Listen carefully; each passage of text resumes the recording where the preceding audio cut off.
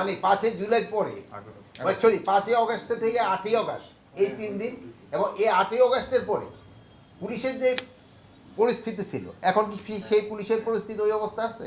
এটা একটা উত্তর দেন আগে আপনি। এখন বলেন ওই অবস্থা আছে? এখন পুলিশের মনোবল অনেক বেড়ে গেছে, তাদের কর্মক্ষমতা অনেক বেড়ে গেছে। এই জন্য ইলেকশনে কোনো ধরনের কোনো অসুবিধা হবে না, কোনো ধরনের কোনো অসুবিধা হবে না। আর এই যে ধরেন যে অগাস্টের যে পরিস্থিতি হয়েছিল, এই পরিস্থিতি অন্য কোনো ইলেকশনের আগে কোনো সময় হয়েছিল? আপনি এগুলি তো সব কটা দেখতে হবে কোন পরিস্থিতি কোন সময় হয়েছিল। এই পরিস্থিতির সাথে মিলে যদি দেখেন আমরা এবার ইলেকশনটা খুবই ভালোভাবে করতে পারেন। আবার ইভেন আপনি এটুকুই বলি, আপনি অন্যান্য ইলেকশনের সাথে যেহেতু ভাইরা বয়স্ক যারা আছে এই ভাইরা তো অবশ্যই জানবে যে আপনি অন্যান্য ইলেকশনের সময় শিডিউল ডিক্লেয়ার করার পরে কীরকম পরিস্থিতি ছিল আর এখনকার পরিস্থিতি কীরকম আপনারা ই করে দেখেন।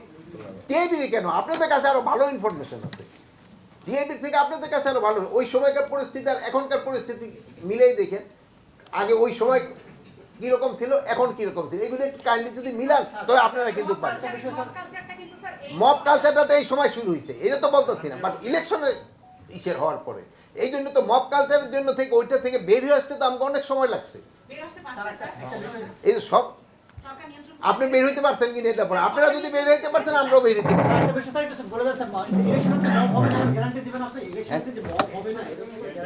মবকে আমরা বানাই নাকি?